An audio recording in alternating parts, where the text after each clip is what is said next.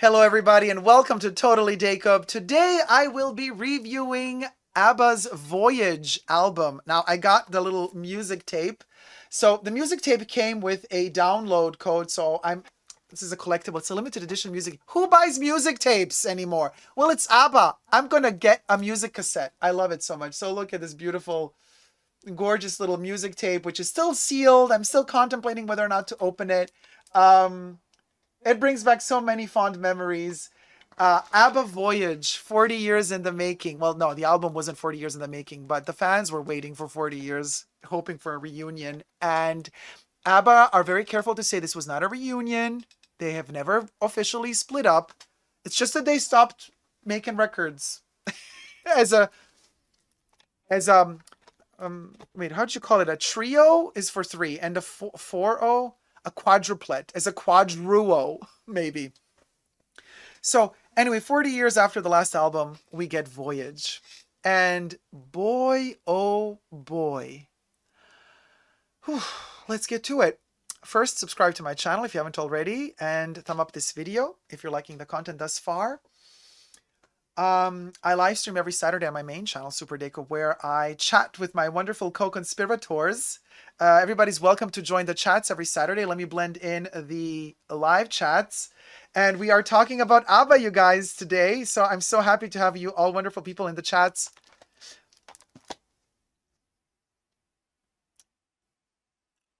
I'm not going to review the album like most people do, from the first song to the last. I'm going to begin with the end.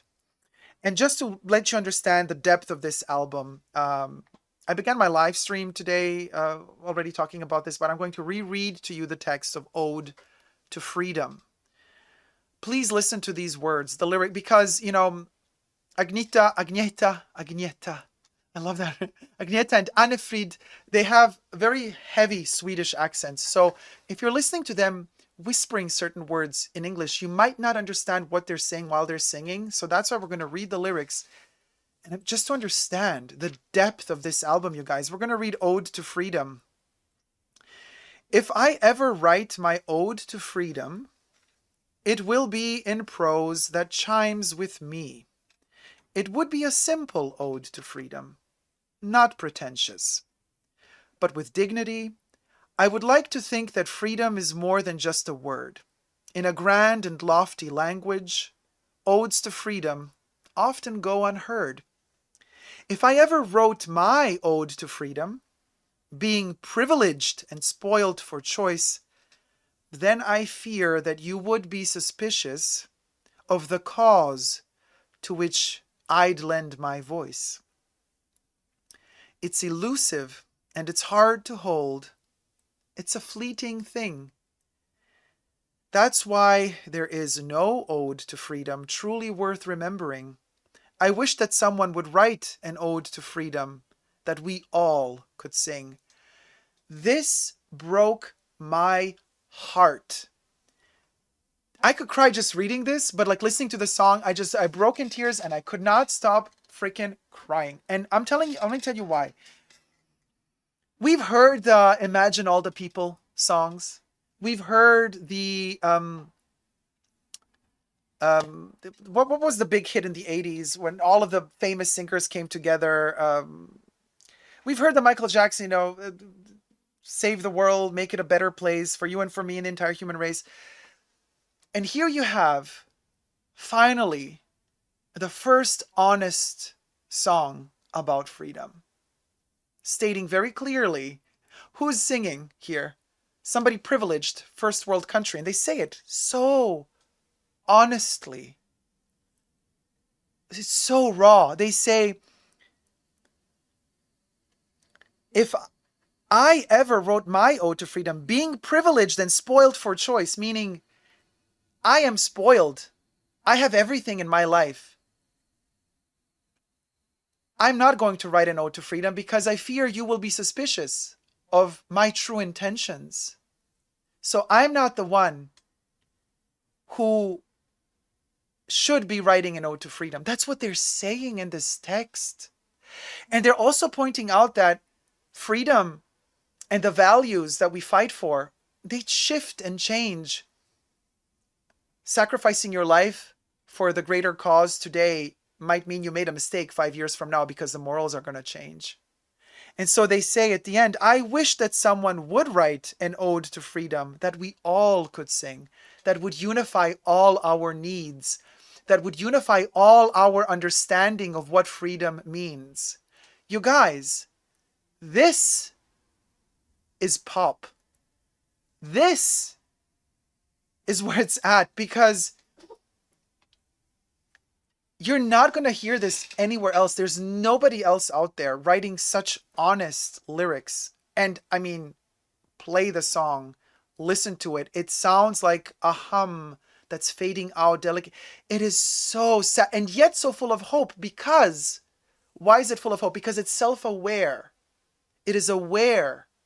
The singer is aware of their limitations, of what they are not supposed to do. Because they keep in mind everybody, the less fortunate ones as well as the fortunate ones. That brutal, raw honesty delivered through a beautiful melody. It gives you hope because it's self-aware. You know, it's the first step to healing. First step to becoming a better person is acknowledging your mistakes. So it does give you hope because the person singing is acknowledging what is wrong. And yet it's so heartbreaking because it's so ultimate and definite, because it has this duality. It's like saying, I hope that one day somebody writes an ode to freedom that we all could sing. And yet, what is ABBA doing? They are doing exactly that. They are singing about freedom, saying that they're not really qualified to sing about freedom, but they're going to sing about it anyway because they would like others to think about what freedom means, to write about it, to talk to others about it. I mean, this is such a wonderful, full of heart and hope message, but the way they sing it is almost hummed like a lullaby. It breaks your heart, literally breaks your heart. Literally breaks your heart. Anyway, so Jesus says, I may have to listen to the album. You have to, and really listen to the words. And if the words, if their English is a little bit heavy, read the lyrics, read along as they sing. It's a whole other experience. But obviously the instrumentalizations, the whole production value is just incredible. It's just really good, top-notch pop music. Now let's rewind and go to the beginning. And of course, the first song is, I think, I Still Have Faith in You. And of course, it is a single that has been already released, so we know it. We have heard it a couple of, well, was it a couple of months ago? I Still Have Faith in You is a masterpiece. It, again, this duality that ABBA has, the honesty, the brutal honesty. First of all, they're coming together again after 40 years. They're not so sure if they are capable of delivering that power again, that beauty, that artistry. But at the same time, the text has a duality. The text is also talking to us, the viewer. They have doubts. They're singing to us about their doubts. They're not sure if they have it in them to come back, to still be loved, to still know how to sing. After being at the top of the world for their entire career, and after the fact that even for 40 years, even though they weren't singing anymore and making songs together anymore as a group, ABBA has just been growing and growing and growing and becoming more and more popular. And despite all of that, they are still so humble and so down to earth that they are doubting themselves. They're not sure that they have it in them. And so they're telling each other, hey, I hope you still have faith in me because I still have faith in you. And here you go. They're not just singing to each other, they're singing to us. And this is the first time that I get goosebumps all over my body because I'm realizing what they're doing here, that duality of them singing to each other, do we have it in us? But also looking at us, the viewer, the listener, the audience, and asking us to also please give them another chance. Doubting whether or not we still have faith in them. It is so brutally honest. I mean, Oh, it's visceral pop. It's amazing. Second song, When You Danced With Me, another heartbreaker. Oh my God. First of all, the Irish melody always makes you want to dance. And if you just listen to the melody, but you don't read the lyrics and you don't listen to the lyrics, you might think this is such a wonderful coming back together in a village with family, warm friends, embrace, coming together with a family and dancing. In fact, the title is called When You Danced With Me. But then you read the text, and again you can just start crying. It's heartbreaking because it's a love story gone wrong. It's this woman and this guy. Well, we don't know if it's a guy or a woman or a woman and a woman. It doesn't even matter. But he left for the big city. She stayed in the little village. He's now coming back just to remember forgotten times. She's in love with him, but he has a different life, a different story. And there's just the memory left of them two dancing when they were young in this village. But now life has separated them and they've moved oceans away. And there's this just one fleeting moment of meeting up again during this fair in the village. And that's when this song happens. And if you don't listen to the text, you might think, oh my gosh, what a beautiful nostalgic song. But then you listen to the text and you just cry. And you cry and you cry and you can't stop. Moving on to the third song. The third song is called Little Things. I hate Christmas. I am the Grinch. Okay? I have my personal beef with Christmas. I'm just not that person. And holiday songs like that. I can't. This is a Christmas song. Little Things is a Christmas song. This is the only Christmas song ever made that I love. How did ABBA manage to do this? I do not know. I actually do know, because yet again, they are brutally honest. It's not, again, one of those first world Christmas songs sung by rich people. This is one of the reasons I don't like Christmas. When all the rich societies come together wishing peace upon earth. When those rich societies are the ones who colonize the rest of the world, who deploy and suck dry the resources of the rest of the world. And then what? To feel good about themselves, once a year they come together to sing songs of peace and joy through the world? Bitch, why don't you take care of the world the whole year round? Not just that one day or one season of the year when you get to feel good about yourself, because you give yourself the illusion that you're doing something good for the world.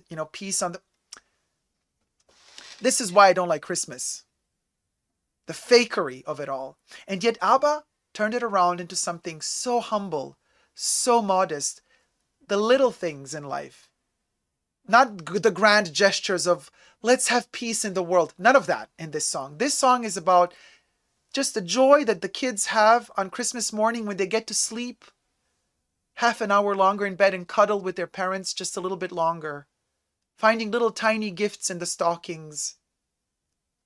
Singing a song together. That's it. It's the little things in life that bring joy and happiness. And you have that glockenspiel going on the whole time. Ding, ding, ding, ding in the background. It's just delicate and light. Beautiful. That's family to me. And then you have this choir of kids closing the song. It just melts your heart. Really beautiful. Really beautiful. Now, Don't Shut Me Down is number 4. And this is the song that has been released already together with I Still Have Faith in You. And again, we have a love story, dramatic love story, where, but with duality. The woman is sitting on a bench outside of the window of another house. The lover is in there. They broke up. She wants to kind of get back together with this person. Comes to see him again, knocks on the door, door opens, and then there's this whole conversation going on. There is hope in the song, but there's also pain. And the woman sings to this other person that she wants back in her life. I am a new person. I am rebooted. I'm here for you. Let's try this again. Please don't shut me down. Now, at the same time, the duality of the meaning of this text is, we know that ABBA is coming back with a tour. Well, a tour. It's going to be in London, that they built a whole arena just for them. So it's not a tour around the world. It's just going to be in that arena in London. But they are creating these avatars of themselves. They call them ABBA-tars. The avatars of the four of them, they are reloaded. They are rebooted. They are a new version of themselves, different but yet the same. And they are asking us to please not shut them down, to give them a chance, to show to us how different they are, and yet how their spirit has remained the same. So with this song, which is a beautiful dance song, they are telling us, again, to still have faith in them and to please not shut them down, because they really want to entertain us. They want to give us love. But at the same time, it's a love story within the song of this woman trying to get the guy back. Very clever. Then we have Just a Notion. Just a Notion is an interesting song because they apparently started working on it in the late 70s. It was never released. And now Benny, or was it Bjorn, who finalized the song. So we still have younger vocals of Agneta and Anna-Frid. So you hear that their voices are younger because it is a 70s track, orchestrated a little bit more modern today, but it does feel like a 70s song. It's a very breezy song. It's called Just a Notion, and it's just about, it's also a sad concept of, bottom line, oh, all of these big hopes and dreams, want to be together with you and stuff like that, but it's just a notion we can live without or with, it's kind of this wishful thinking type of song. But it's not brand new, it's 70s material, and it has that 70s feel to it. Beautiful still, but it's not the one that takes me completely away, I Can Be That Woman. This song is difficult. I Can Be That Woman is, I think, a masterpiece. Again, it's about, well, we can't even say it on YouTube, actually. DV or DA. And the whole song is kind of split, fragmented through the perspective of the vision of a dog and a woman. And the woman is fighting with her lover, and it's implied that he hits her, and the dog is suffering because it sees this violence, and the dog is scared. The dog doesn't want this to happen because the dog obviously loves both of its owners. And the dog, so a lot of the much of the text of the song is from the perspective of the dog. And the woman is trying to analyze the situation and say, I've done some things wrong. You've done some things wrong. I am not the woman I used to be. I can be that other woman now. But you could also be the other man now. You could also be better. Why aren't you better? Why aren't you doing better? I mean, this is hardcore stuff. Pain through a pop song. That's what pop should be. It's the truth. It's DA/DV is happening so much right now, especially because of the lockdown, and couples are spending so much time close together. Tensions get even higher. If there was a potential for DA or DV, now it's even bigger. Nobody sings about this. Nobody sings about this in pop music. ABBA do. They made a song exactly about this. Groundbreaking. So modern. So different from anything. But again, you have to read the lyrics to really get this song. Now, the next one is a masterpiece. How on earth did they come up with this? This just blew my mind. The next song is called Keep an Eye on Dan. Again, this is one of those rare instances of songs where it's a pop song written for couples that have children together, but the couples have broken up. Nobody does that. So we have a situation of a mother taking Dan, the son, to his father, her ex-husband, for the weekend or for the week, because they have joint custody or, partial custody. So you guys, this is a dance song about the desperation of a mother having to leave her kid with her ex. And then she leaves him with the ex and goes into the car, and it kind of is like crying and sad in the car because she already misses the kid. And she kind of also misses her ex-husband too. But the text, the lyrics basically explain she's going into the apartment, brings Dan to his dad, and she tells the dad, please, keep an eye on Dan. Promise me that you will, because he can get out of hand if you let him. Just keep an eye on him. Please take care of him. It's heartbreaking. Heartbreaking. And yet, what do they do? The twist here is that the jingle and this whole instrumentalization of the song, it's a dance bop. You could play this in a club and dance your heart out. Dance your heart out to a heartbreaking song. The duality of it. This is so modern, you guys. This is like nobody else has ever done this. It is groundbreaking to me to hear something like this. It's like the melody doesn't fit the text at all, and yet it does, because it's so beyond that it works. It really, really works. I mean, look, keep an eye on Dan. Hold on, let me just see the lyrics here.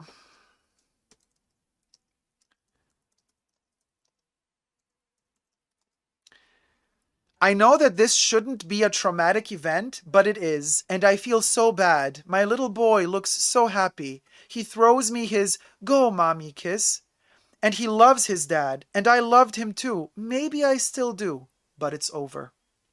Keep an eye on Dan. Promise me you can. He gets out of hand if you let him, so keep an eye on Dan. And don't forget, I'll be back on Sunday to get him, so keep an eye on Dan.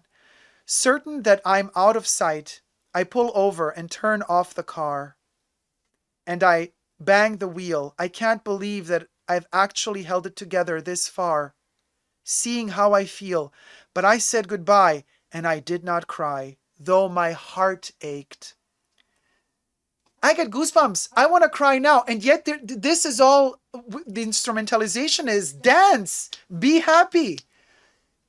Mind-blowing. Keep an eye on Dan. Promise me you can. He gets out of hand if you let him, so keep an eye on Dan. And don't forget, I'll be back at 7 on Sunday to get him. I think he must have lost some weight. Funny how it takes me back to our first date. So keep an eye on Dan. Keep an eye on Dan. You're a loving man. Make an effort not to upset him. Just keep an eye on Dan. And don't forget, I'll be back on Sunday to get him. So keep an eye on Dan.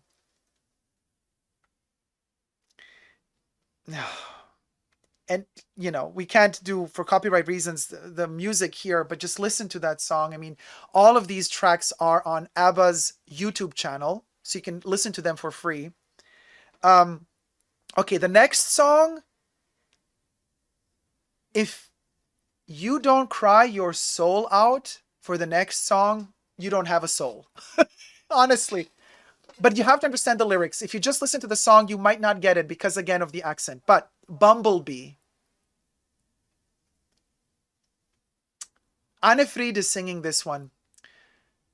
And in one interview, she did mention, she likes Greta Thunberg. She's very proud of her. So sweet, And Anne Fried is very much into climate preservation as well. So this song, let me read the lyrics for you so you understand what we're talking about. So it's basically her in the summer in a garden, thinking about the end of life, and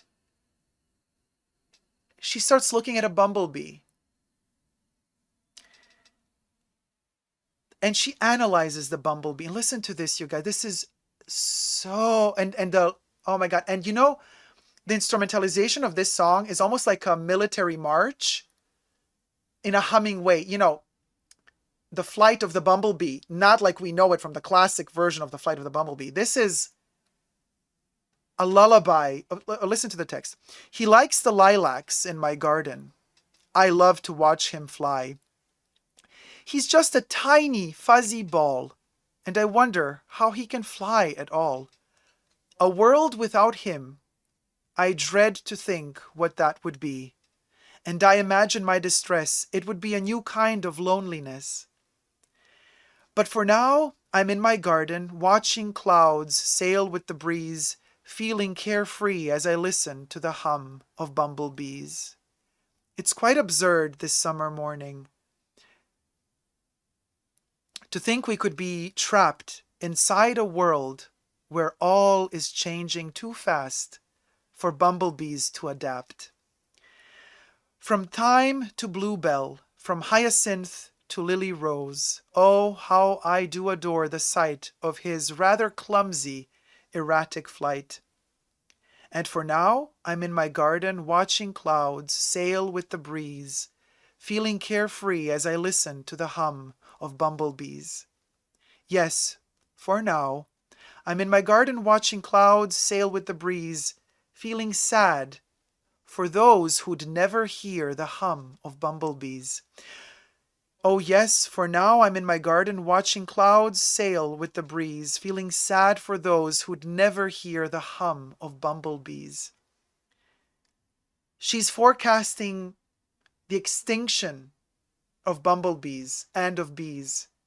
She's envisioning the world where these tiny creatures are no longer there. She's sad for those people who will never hear the humming of bumblebees, who will never experience that magic anymore. This is a wonderful way to raise awareness towards topics like these that are very important. Bees are very important to us.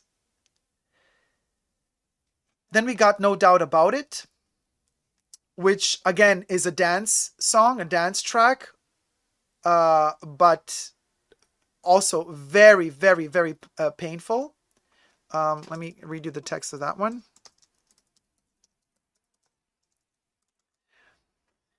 No doubt about it. You can dance to this, but when you read the text, it's a different situation. I messed it up all right, and there's no doubt about it. I had to pick this fight, 'cause I'd go mad without it.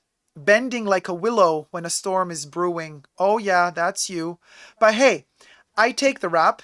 This one's my mishap, and there's no doubt about it. He tells me that he won't take the bait. It's a domestic dispute starting. They're starting to fight. He tell me he won't take the bait, that I have a tendency to exaggerate, and maybe he's right. But that is beside the point. Well, then why do I let it upset me? Yes, and why am I biting my nails? I made a mess this time, and there's no doubt about it, hands down. The fault is mine, and I'm prepared to shout it out across the rooftops. If it makes you happy, oh yes, I could. So hey, I take the blame. This one's got my name, and there's no doubt about it. He says with forbearance in his eyes, most couples we know are able to compromise. He's too good for me. That's one thing I know for sure. If that's true, why do I let it upset me? There I go, stomping my feet like a child. But he is a good man. He tries to understand why I freak out. He worries, and I know it's an honest reaction. I messed it up all right, and there's no doubt about it. I had to pick this fight. I'd have gone mad without it, hissing like a wild cat when I should be purring. But you know me, this isn't where it ends. I could make amends. I could make amends. And there's no doubt about it. This isn't where it ends. No doubt about it. This isn't where it ends. No doubt about it. This isn't where it ends. And then it just, boom, it ends. And that tension growing, just cuts off, and we fade into Ode to Freedom. And we had Ode to Freedom at the beginning, and that's how the album ends. 10 tracks. What a voyage. Yes, journey. We talk a lot about journey on my channel, making fun of the journey of different brands and what they make you do and buy. Here we go. I think more than cringe, the word of 2021 is journey. I think journey has definitely, at least in my vocabulary, has reached levels much higher than cringe. We have used the word voyage or journey a lot. So it sounds like they're writing songs about people close to them, says Jesus, their family perhaps, very honest and personal. Yes, and actually ABBA always were. It's just that rediscovering material from 40 years ago is different to younger generations. A lot of people do that, a lot don't. But having this new material now, it just feels so groundbreaking. And another thing I gotta say, I've noticed because I've been doing a lot of research on this album on YouTube, checking out who has been reviewing it. You know, there's this whole new generation, yeah, the Greta Thunberg generation of young kids, teenagers. I've been watching their reviews of this album with tears in their eyes. Kids that are 19 years old listening to this, understanding this, reviewing it with an open heart. And I had tears in my eyes because I was watching these kids, separate channels, they had nothing to do with each other, reviewing this album. And I had hope for the future of humanity. When a 19-year-old kid listens to this and loves it and reviews it and understands it and shows compassion and empathy while listening to this music and loving it because they have compassion, empathy, and intelligence. And these are kids that are not shopping addicts. You know, one of them is actually totally into thrifting and the whole hippie movement. And I'm like, this is a new generation, the whole Greta Thunberg movement. These kids are, and the brands are scared because they don't, this whole new generation growing up now is not a victim to consumer society. What are these brands going to do in the future? These luxury brands when nobody's there to buy their shit anymore. Because people are waking up, and you see it with the younger generations. They are waking the F up. So listen to the album, and then start watching the reviews that these young children, young kids, young teenagers are making on YouTube. Wonderful. They're going to give you hope for the future because they put so much heart into talking about these songs. I felt hope for the future watching these kids review this album. I really did. Really did. Candy Fluff says, oh, that is amazing. The reaction channels of music are pretty cool sometimes. Totally are, Debs. Totally are. Debbie says, you have to get people to actually listen to care. Not always easy anymore. No, I know. It's not easy. Without darkness, there would be no light, says Jesus. Preach. Aisha sending us hearts. Aisha says, amazing. Yeah, it is amazing. Kids can be really cruel and mean. But when kids are nice and good, there's nothing more heartwarming and heart-opening than experiencing a good kid.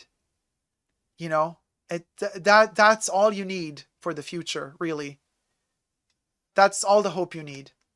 Thank you guys so much for watching. I hope you've enjoyed this perhaps a little bit strange review of ABBA's Voyage. Until next time, never forget to never give up on love. Love you all. See you soon. Take care. Bye.